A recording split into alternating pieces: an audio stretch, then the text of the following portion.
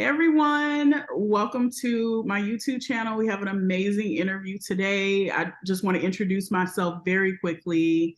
My name is Kia Thomas. I am the CEO and founder of Admissionisms. We help make college preparation and application more simple and straightforward through strategic guidance. And in this video series, we talk about all things college prep, college application, and I have an amazing interview for you guys today.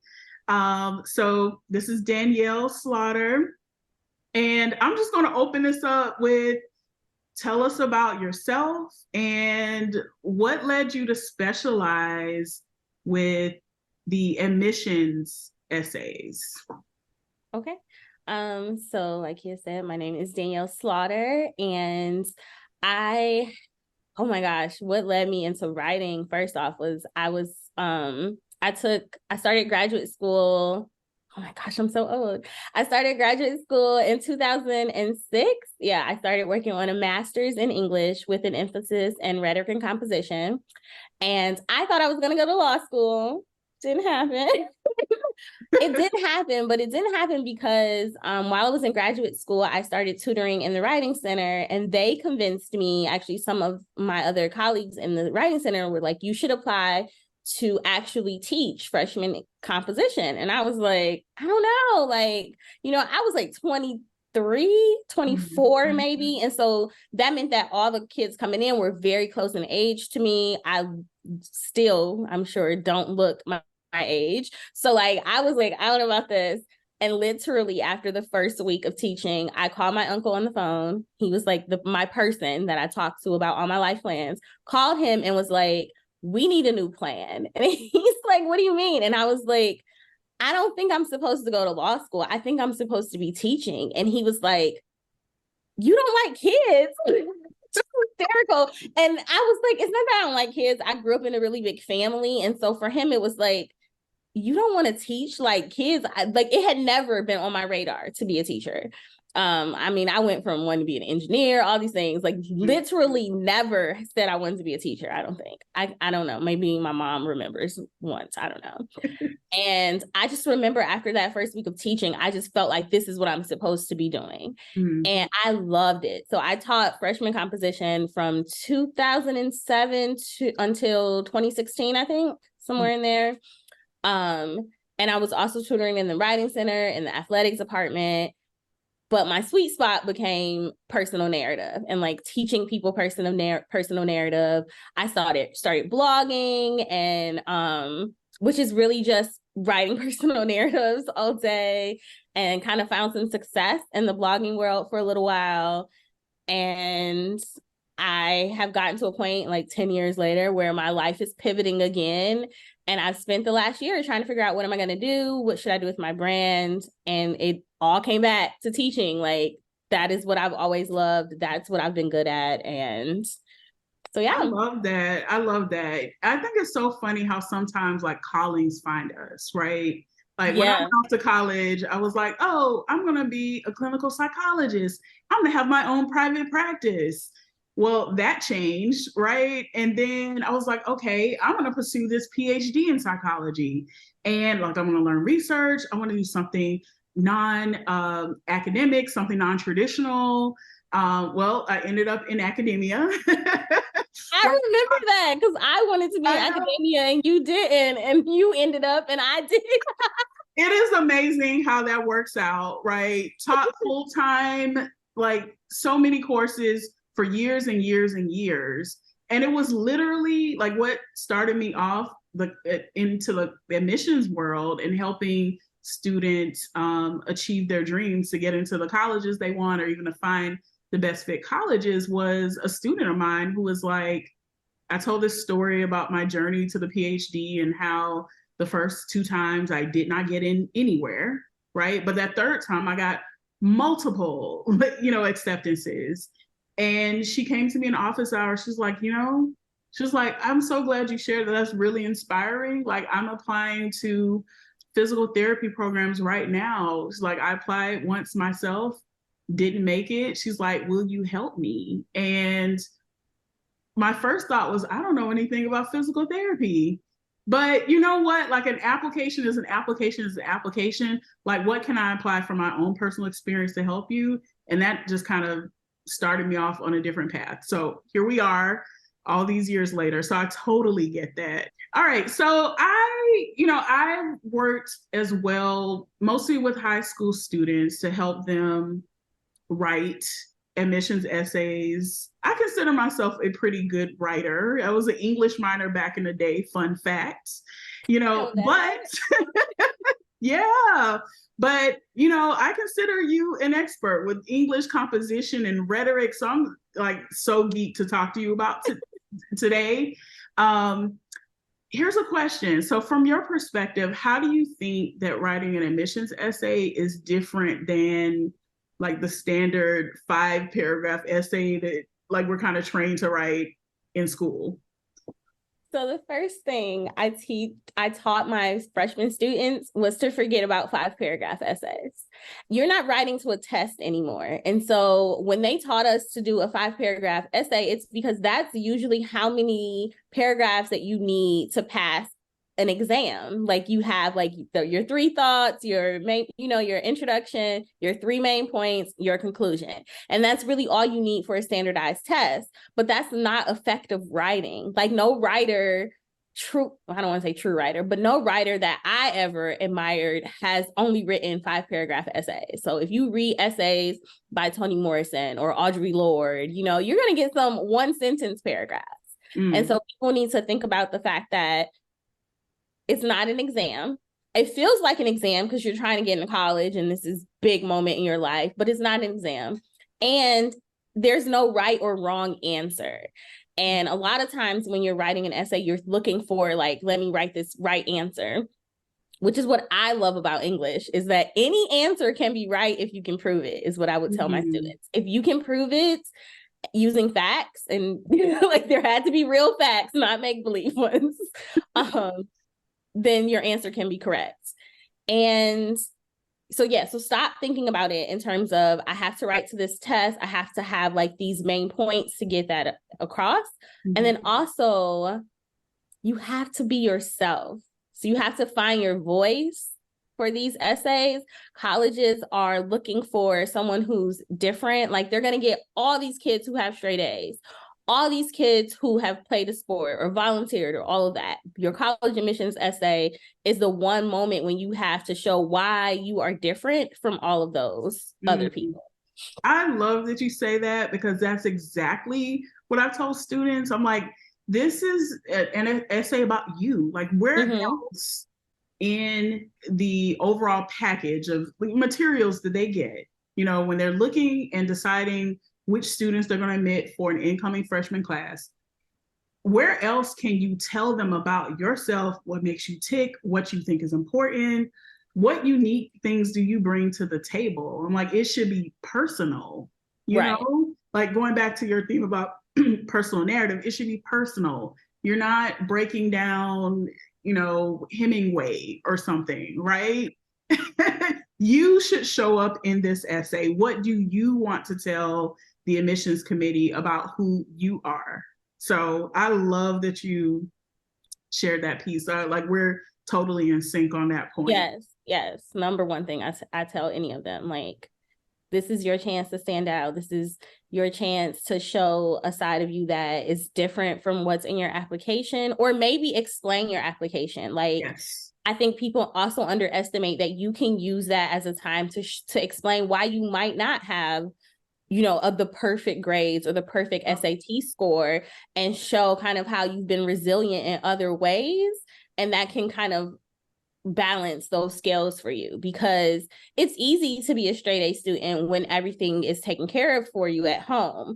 It's totally normal to be an A, B, possibly even a couple C students, and your home life looks completely different. Like you don't have those same privileges. So use this time to talk about that. Like, how do you get homework done when you're also helping take care of your siblings or things like that? Right. Yeah, I love that. And I've had students in the similar situation, like, like 9th and 10th grade, I did great. 11th grade, You notice from that transcript that the grade seems to drop, right? And the reason why is because of some turmoil that was happening, between her parents in the home. And so I'm like, okay, let's take an opportunity to talk about that. To also talk about how you've overcome those challenges as Right. well, right? Right. Yeah. Yeah. So that's Don't that's write a the sob story story. they want to hear. That's Yeah. the story they want to hear about who you are, right? Right. Yeah. Okay, so my next question is this. I know a lot of people just think they just need a little bit of sprucing up of the essay. They want to, let me run this through Grammarly. Let me let a friend or family member or my cousin who's in college proofread my essay, and it's all good, right? Okay, so what do you have to say to that? And what expertise do you add to the table that maybe these other sources don't? Okay. So first off, I don't know you, so I'm not afraid to hurt your feelings. I'm not afraid to gently tell you that, hey, this is not your best work, I think having someone look at your essay who doesn't know you is just like having a college admissions person looking at your essay. They don't know you at all. So I don't know you. I'm sitting here. I'm trying to get this done with you. And I'm going to pull out like the moments that you don't want to talk about, like you kind of helping you find your voice in a way that people who are connected to you may not be able to do. So it can be helpful to have people who are in your circle or your friends to read your work. I tell people all the time that some of my most popular blog posts have been edited and read by my close friends. And I have a circle of friends. So what I would do is I would have like people from 2 different backgrounds read this. Do you understand this? Is it relatable to both, and then kind of give me some, advice there. But yeah, so you want to make sure that the people who are reading your essay are giving it the attention to detail. Like sometimes when we ask our family member, especially if you asking your friend, your cousin who's in college to read something, they're busy. Like, they're gonna read it really fast, maybe find some grammar errors here or there. But they're not gonna focus on the structure and the organization and things like that. Same with Grammarly. Like I love Grammarly. I'm all for running a quick grammar check for certain things through Grammarly. However, that once again, Grammarly isn't going to go in and say this paragraph would sound better here because X, Y, and Z. And so my personal services help you. I don't want to say like put me out of business, so to speak, but it helps you become a better writer in general. So I'm not just telling you how to get this essay done to get you into college. This is also going to help you see how to write differently in the future. Yeah, I love that, real skills that they can take with them once they Yes. start college. Yes, because you're going to be writing so many essays. Absolutely. I'm recalling one of my high school students that I work with and saw the first draft of the essay, which of course he's like, yeah, I have my friends read this. And I'm like, okay, great. I was like, we're off to a good start, right? But here's what I would suggest, like for your second draft. Yes. And we went through this rewrite process. Sometimes that's necessary, right? To write multiple drafts to improve upon each one until you it's always necessary. Yes. Always. Like, I think sometimes we live in this culture of we want everything to be immediate. Like we're so used to just like, I can order something and it'll be here in 4 hours now. Like you don't even have to wait 2 days anymore for some things. Or, because literally I ordered something and it got here in 4 hours. Like that's wild, And so we kind of think of our writing or work that takes deeper thought and time as we want it to be done like that. And you can't think of it like that. Like you need to think of it as something that it's just a constant work in progress. Like I can look at things that I wrote 5 years ago and see edits that I could make now. Mm-hmm. And that's just because I've grown as a writer. I wouldn't have made those changes 5 years ago. And now I'm like, oh my God, I want to take this post down. But like everyone still loves this post. Right.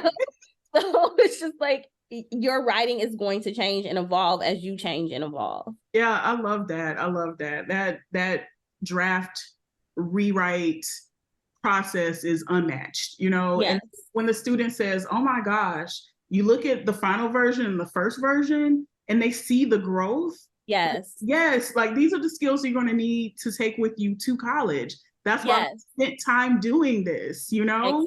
Exactly. And your teachers will love that they don't have to like hold your hand through that process. Like, Mm-hmm. And I mean, also, I don't know if they teach that in high school, if they even teach like how to peer review in high school. So you don't know, and a lot of people don't know how to give feedback. But when you've studied teaching, or when you've been a teacher, you know that you have to provide a certain type of feedback so that your student can grow. It's not always, oh, yes or no answer. And so when we work in like psychology and English, we don't always have like this easy grading. You know, we have to be able to provide feedback for why. And I think that because of that, it makes us very skilled at helping people develop their writing or get their college application to that next level, because we're always like, oh yeah, I can always find some type of feedback for a person. Yeah, I love that. Not just, this looks good. Yeah. You know? Because sometimes that's the feedback that you get from that cousin in college. They're like, okay, I got a test to take. But also because that cousin in college hasn't been to grad school where they completely annihilate your self-esteem. You know? You're applying to grad school. I'm sorry. But yeah, like I feel like grad school completely changed me as a writer. And that was also learning all these different theories and like seeing all the different ways you can play with language. Like it's a whole, I don't know, like it's like a lifetime learning experience. Like I don't ever think that I'm going to be like the perfect writer. Like that's never going to happen, you know?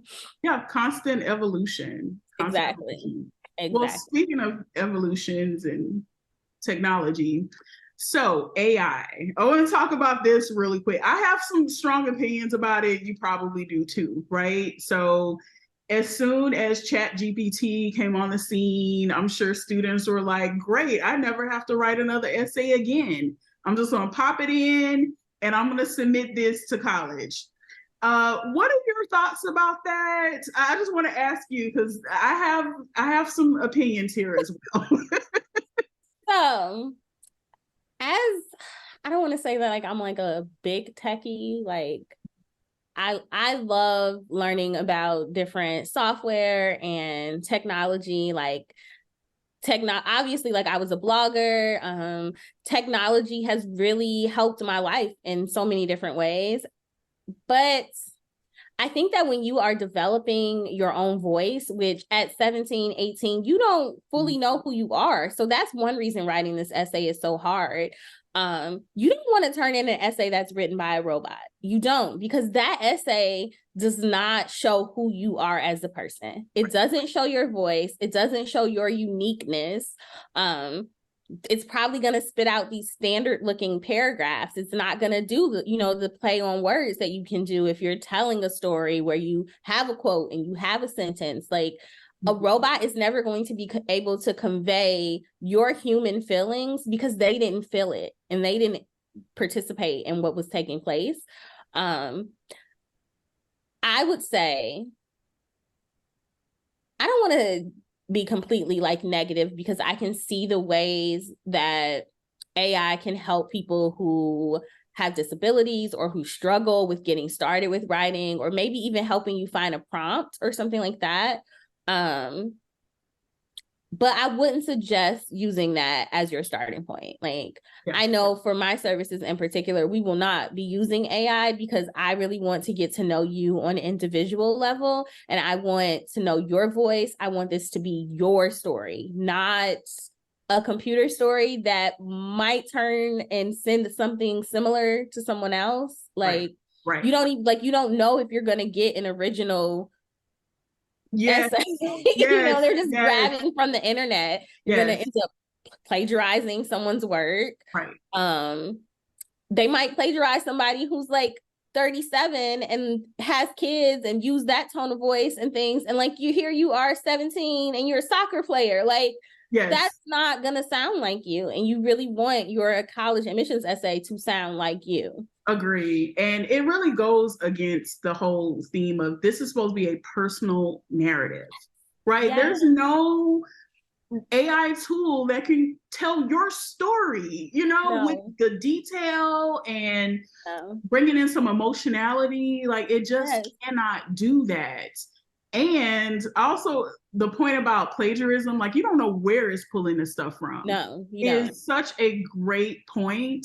I know that colleges are, of course, very concerned about AI, and wanting students to do their own writing and their own work. And I've seen recently that a few colleges make students sign an honor pledge stating that you have written this essay that you're turning in with this application. And if we find out otherwise, even if you've gotten in, like we're snatching that acceptance. Oh, yes. So they can always go back on their word in terms of that. I mean, you can get in, you can probably start school and they find out and they'll be like, all right, no, like violation of our honor code. Yes. Honor codes are serious. And very I'm glad I'm not teaching in academia right now with all of this. Well, I'm gonna tell you, like my first semester that we're playing around with Chat GPT in the office. And I was like, oh, nobody's going to be writing these final papers no more. I'm like, let me change the prompts. We're going to write about something that's more personal and reflective. Yes. Versus something that a robot can spit out. Exactly. It's definitely gotten to the point where I remember reading these discussion boards and I'm like, this sounds real AI-ish. Like I could just tell, like the way it was written, like no human being would say this. Not a 17 or 18 or 19. No, and that's the other thing. Like, right. And let me stop writing in your voice. Like I said, like you're gonna grow and change. You might hate your college admissions essay. You're gonna look back on that when you're applying to grad school and be like, how did I get into college? Like, that was who you were in that moment, and that is what colleges need to see. Right. And let me also add this into, because in my line of work, I have definitely come across parents, they want it as bad as the student wants it. And so the parents have rewritten the essay for their child. And I'm like, okay, no. Listen, the admissions committees, the officers that are reading these essays know they're reading a 17-year-old's thoughts, right? If someone my age were to write this essay, it's going to sound like someone who is in their 40s writing the essay, right? So it's not going to have that ring of authenticity. And so this is one of those areas where I'm like, parents, like I know you mean well, like I know you're well-intentioned, but let's get the students some help so that they can learn these skills for themselves and to up-level that essay to where they feel proud to submit it, So I think that's so important. I know that like as a parent, and I'm not anywhere near the college process yet, thankfully. I'm not ready for that. I'm in the first semester of middle school and kindergarten. And middle school might break us. We'll see. More power to middle school teachers, because it could not be me. But you take away important life skills that your child has to learn. And I know that we all want our kids to be successful and we want them to have every opportunity in the world, but sometimes that rejection is going to be what they need to go to the next level, to push themselves further.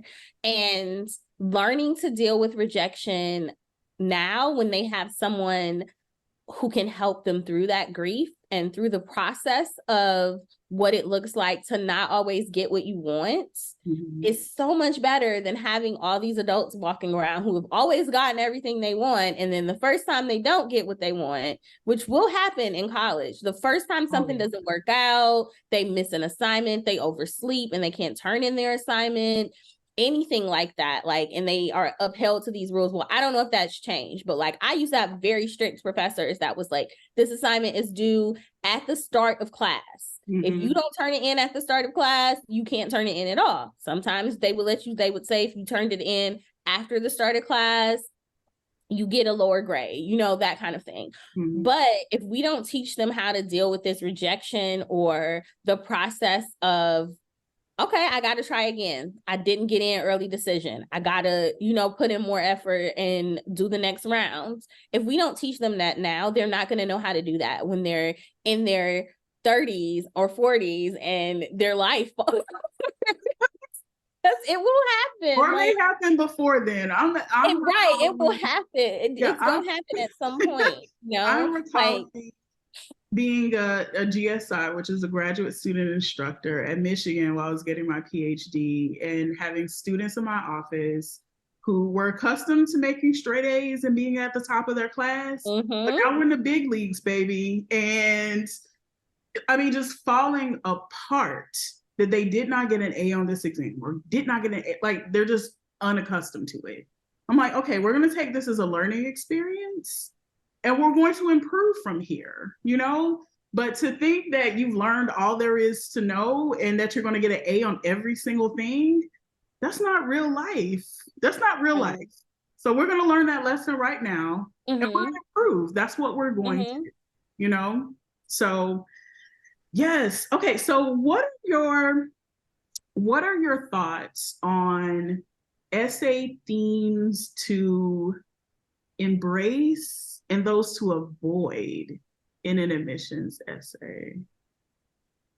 Politics. Avoid politics in your essay. You never know your admission counselor. I don't know what the proper name for them now. You don't know other people's politics at all. So you want to be careful of that. I would avoid lying. Like, don't lie. Don't make up some experience so that you like can win a scholarship, or I don't know. Do you remember that episode of Different World when like Lena wrote this essay and she won and she had made up this elaborate story about her father and it wasn't true, and it was don't do that. Don't be authentic. I mean, unless it's telling you to like be not to like, you're not writing a short story. You're writing a narrative about your life and it needs to be true. So try to be factual. I mean, there's some room for like playing around with language and making it descriptive and, you know, maybe adding some things in there, but like make sure the crust of your story why do I have food on the brain is I'm always thinking about food, is really like, this is my base and the base is factual. So whenever I taught my students to write personal narratives, your base is always factual and maybe we'll play around with what you were wearing that day or whatever else, you know. If you can't remember, that's fine. What else? Religion can be tricky. But if you're applying to a school that is religious, I would definitely include it in some way because they're going to want to know about your faith. So considering your audience is like so important. Think about what school you're applying to. What else would I not? I would encourage people to write about family. If you can write factual things about your family, I would encourage you to do that because it gives people it gives your admissions counselor a glimpse of who you are as a person. And it doesn't have to be elaborate. Like I remember for my graduate admissions, either that or maybe it was my PhD applications, not master's. I remember talking about my uncle a little bit and like telling this story about how when I was in kindergarten, literally, I was a kindergartner. He would not let me color outside the lines, like when they would give us homework. And he would go in and tell me what color to like, he would go in and like put a little shade of a color so that I would learn color coordination and stuff like that. And I remember being like, I just want to color. Like, why is it, always this? And then later turning that into a story about how it taught me that, like, unfortunately, because I was a young Black girl from Detroit, I was going to have to work a little harder than everyone else. So it kind of got me in that frame of mind of doing my best no matter what. Like, even if it's just coloring, you should still do your best. So kind of bringing in little cute anecdotes like that. But I like how you turned it back to, like, this is still telling something about you. Yes, right? so it was still about some, me. It was yeah, still about me in some way, Yeah, I've seen some essays where it's like, I love my mom. She's such a survivor. And it's like, it sounds great. Like, you've created this glowing depiction of your mom. Maybe we should admit your mom to this college. Exactly. Because we don't know anything about you. Exactly. So what have you learned from that family member? If you decide to talk about your family, if you decide to talk about a family event, make sure that you're focusing in on you during that event. So it couldn't be something that has happened to the entire family, but what were you feeling in that moment? What were you experiencing? How did it impact who you are now, and who are you trying to become? Yeah, exactly. I love that. So I'm just curious about your thoughts with another hot button topic. Okay. And it has to do with the Supreme Court decision to no longer consider race as any sort of factor with admissions. So, having said that, what is your perspective? Do you think a student should, if race is something that's important to them, if their ethnic identity, their cultural identity is something that's important to them, do you think that that's a topic that they should talk about in their essay? And I know that's a tricky question. It's such a and especially because, like, we're headed into an admission cycle where, like, we're just going to have to see what happens. We're going to have to see what happens, like, no one knows what's going to happen. I am of the mind, and I know there are probably gonna be some parents who are like, all right, we're not working with her. I'm of the mind that if I cannot show up as my whole self into a space, then that space is not for me.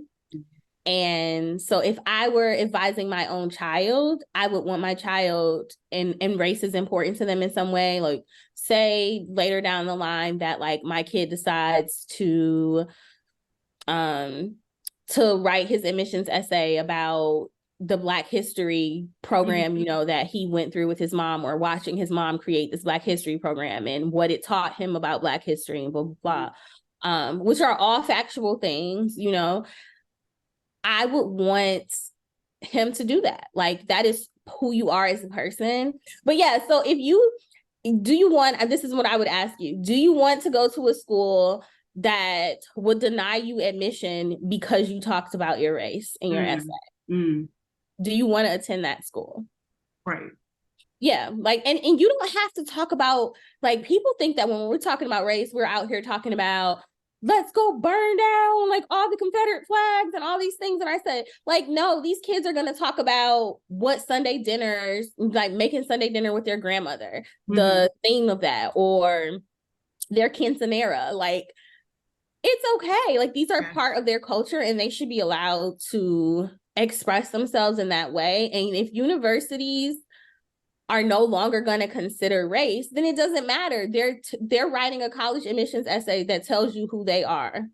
And if you decide that you're not going to admit them because of who they are, right. Yeah, it's telling. Right. Like, admissions are not blind. There's no way to do admissions blindly unless we only go by test scores and grades. And we know that test scores and grades are not indicative of whether or not you will survive 4 years of college. Like, I know that, like, some of the people who graduated salutatorian and valedictorian from high school with me, who had, like, amazing grades and stuff, I don't know if some of them haven't finished undergrad. Like, some of us started school together and they didn't finish. Like, that doesn't say you're gonna be successful as a college student. Right. But what might is that you were resilient and living in an area where you were one of the only Black people, and what that looked like for you. And, Yeah, no, I 1,000% agree. Like,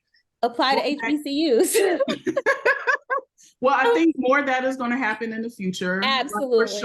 For sure. And we can kind of judge that by, I mean, certain states have outlawed the use of race in college admissions already. You know, Michigan. Yeah. And when I was Michigan did that while we were there. California has so there's precedent for it already. Like we know what's going to happen, you know, as far as some of the trends, like HBCU enrollment does go up, you know? Right. It's going to go up, but also schools are going to change how it's like I said, it's never going to be a blind admission, and schools are going to change what they value in terms of how they find the best students, because all the best students aren't going to look the same, you know? Right. Yeah, 1,000% agree. And colleges still have a vested interest in having diversity on campus. Yes, because it impacts your experience. Like you are being ignorant to the future of America, period. You know? Yeah. And if race is something that's important to you and it's part of your personal narrative, submit the essay. Like that's definitely how I feel about it. Absolutely. So because the school that's right for you is gonna accept you.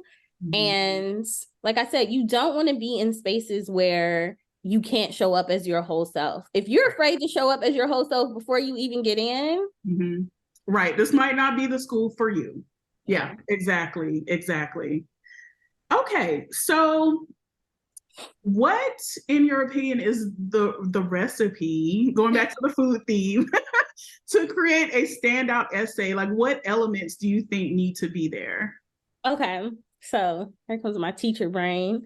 So what I always taught was I taught my students, the first thing I taught them were these 3 elements called ethos, pathos, and logos. And I think they teach them in high school now. I don't know. I didn't learn about them in high school, so I'm not sure. Neither. If they're teaching that now. But you want to make sure that you have all 3 of these in your essays.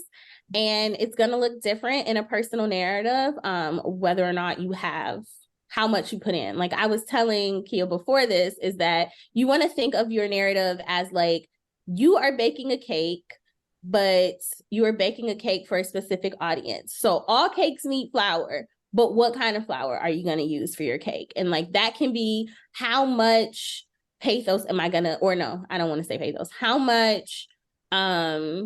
How logical does my timeline as I'm writing this story need to be? Because that's mostly where logos comes in your personal narrative, is just the structure and organization. And then cakes need eggs and butter and all of these things. So how much of, did I say ethos already? So ethos is credibility. That's your credibility. Why should I listen to you? Why does anyone care about what you're saying? And you need to decide how much of that to show. And then my favorite is pathos, which is emotional appeals. And emotional appeals, sometimes people go overboard with it. It is my favorite, but I like to tell people to think of it as like your special secret ingredient, right? Because your emotional appeal is going to look different from everyone else's. Like most people are going to be able to write a logical, structured, organized essay. Most people are going to be able to say that they are a good candidate for this school, build their credibility because they have these grades, they play these sports, they volunteer, they've done all this.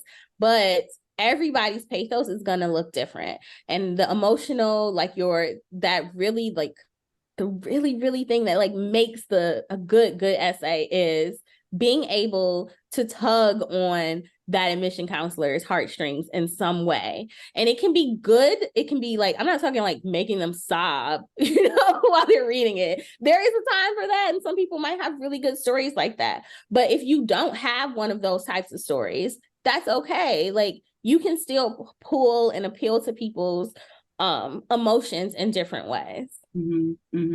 I love that. Those are my things. Like I love that. I didn't know the terminology. I didn't learn that in college either, about the logos, ethos, and pathos. I didn't either. But you know what? I did not. Okay. That's so wild. Was it in grad school?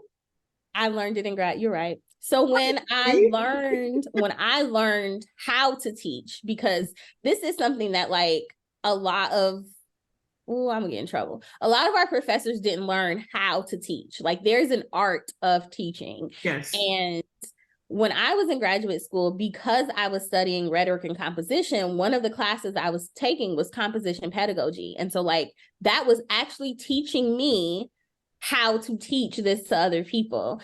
And I always started out with ethos, pathos, and logos, because that was like, it clicked for me when I was like learning about Aristotle, and like the girl, they had us putting in work. But they call it Aristotle's rhetorical triangle. And so Aristotle said that you need these three things. There's a triangle, you decide how much of each, and all triangles don't look the same, you know, some of them are long. The isosceles triangle. Yeah. So think of it like yes.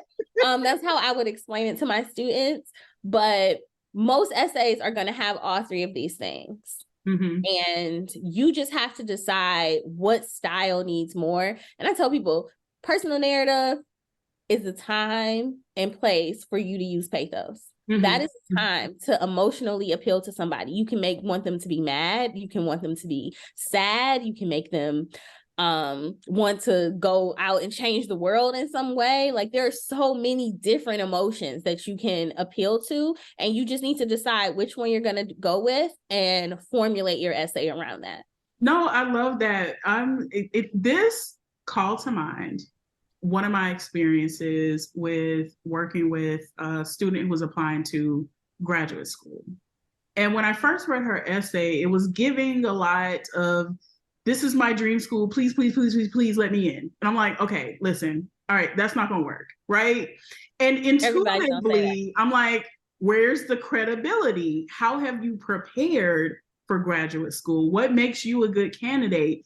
That was what was missing in her essay. Mm-hmm. And those were the things I told her to add into the essay to kind of round it out, you know? And so it's very validating that like intuitively I'm giving some of the same sort of feedback. Yeah. Even though I didn't know this terminology, it totally makes sense to me, you know, and I've seen this in students' essays before. And I'm like, oh, yeah. No. This is the type of feedback you're going to get from me that you didn't get from your friend that proofread your essay. And then also, you have to think of like, sometimes your friends are going to be like, hey, take out all this emotion. Like, this is something that like people, especially in your college admissions essay, like I said, there's all different types of styles of writing, and you're going to have to write different for different classes and different audiences and things like that. But what I really learned in grad school was finding my own voice and how I could like integrate my voice into an academic, into an academic setting. Yes. And I don't know if I wouldn't say that I was like 100% successful because I never wrote my dissertation. However, from a different perspective, you know, I have been told that like when people read my writing, like they're learning these things that would seem like really intellectual topics that they're not going to go read about, but you can write about them in a way that is tangible to any audience. And so thinking about that when you're writing your admissions essay is like, you don't know this person who's reading it. You don't know anything that they've been through in their life. So think of something that is a universal emotion that they're going to feel while reading that. I love that. And they're not going to get that with you talking just about how much you love your mom. No, exactly. You know what? It almost reminded me of, I'm getting into the psychology again. This is my field, right? Like about like what draws us to certain stories. And it really is exactly what you were just talking about, right? Like there's something that you connect with this experience, even though you've never been through this experience, you've never taken this journey, right? But it's the journey, the hero's journey, like overcoming obstacles. Those are things that we intuitively, as human beings, psychologically, like really connect with. Yeah. And so the details of that story may vary, right? But those are the things, those are sort of the themes that kind of work, you know, in admissions essays. So yeah, love it. All right. So tell us about the specific services that you offer. I'm sure people are like, I need to contact Danielle for help with this essay. Tell us about what you offer. I'll pull this up so I don't forget, because like I told y'all, I'm old, so sometimes I forget. I just want to have it right in front of me. So specifically, if you are working on any admissions essay, it does not have to be for college. Actually, I want to say any style of a personal narrative. It can be for your job promotion or anything like that. I offer different packages for that. So I have what I call the from scratch package, and that means you haven't started at all. We're gonna do brainstorming together, outlining all of that. So that is the main package, and you get 2 Zoom sessions with me. You get 2 of my revision and editing sessions, and we can add on more if you need that. But most people, I think you can do that in 2 sessions. And I'm kind of basing this off of how long it would take students when they were writing essays and coming into the writing center and scheduling with the same person. And then I have the half-baked package. So you've started your essay, you feel pretty good about it, but it's not done and you don't even think it's close to done. It's like when you keep going in and peeking at the cake and it's still wobbly in the inside, it's not done yet. So for those sessions, you get 1 Zoom session with me, and then you still get 2 editing sessions. And then finally, it's just the almost done package. You're almost done. You feel like you've gotten there, and you just want another pair of eyes to look at it. And I'll go over and do revisions for you and give you feedback and structural changes like that. And you can find all of those services on Mamademics. So you go to mamademics.com, and right up top, you'll see a services link. Click on that and you can sign up. If you're not sure if we're a good fit, I do have these 15-minute consultations where we can talk, and you can sign up for those in the same place. Yeah, so those are the services that I'm offering right now. Hopefully by the time this goes live, I will also have a profile up on OutSchool where you can sign up for tutoring of any kind. Well, not of any kind, but if you're working on essays in college or in high school and you want some help with your writing, I'm going to have some one-to-one tutoring sessions. And I might schedule a little class where you can write your personal essay with a friend together. So sign up a group of 4 kids. We all work on your essays together, and you get feedback. I love collaborative work in terms of writing essays and bouncing ideas off people and things like that. Which is also a skill you're going to need in college. Yes. And you don't want to have to wait until you're in grad school to learn it because you weren't doing it like you were supposed to. Yeah. I'm not saying that was me, but maybe. All right. Well, thank you for those details. I will definitely make sure to link it in the description so people can easily click over and find you for the help that they need. Our last question to conclude: are there any words of advice that you would share with a high schooler that's on their way to college? It can be something personal, something funny, something. What are some words of wisdom you have to share?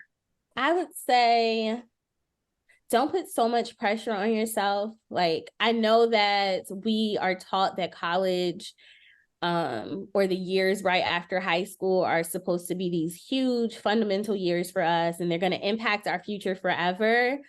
When the reality is, if you are blessed with a long life, I hope I am blessed with, you will change and grow in so many different ways. Who you are right now applying for college is not going to be who you are when you graduate. It's not going to be who you are 10 years after college graduation. You're going to be a completely different person, and leave room for growth. So leave room for the chance to find new dreams. So don't go in thinking this is what my life is going to be like. I learned that lesson the hard way. You kind of, like I said at the beginning, I had this plan that I was going to go to law school. I was going to be the first Black woman on the Supreme Court. I had this whole thing. Okay. I was going to work in civil and human rights and all this stuff. And literally a year into my program, it became, wait a minute, maybe I want to go into academia. And like I said, again, I'm not even working in academia now. Your life is going to change. So leave room for pivoting and flexibility. And yeah, it is okay to reinvent yourself. Love that. Love that. And I think we're both kind of testaments to that. Yes. Yeah. Oh my gosh. Thinking about us, you writing your dissertation and me writing that thesis. Lord.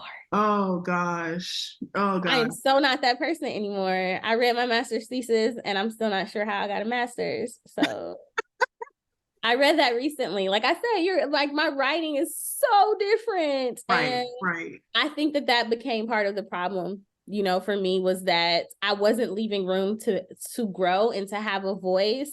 And I remember one of the people on my committee for my dissertation, which I never finished, um, we were struggling with my proposal. We just could not get this down. And the first time I was published in the Huffington Post, he sent me a message. I had never had class with him. He just ended up on my committee because he was like somebody who volunteered, and my advisor was like, he'll work, it'll be good.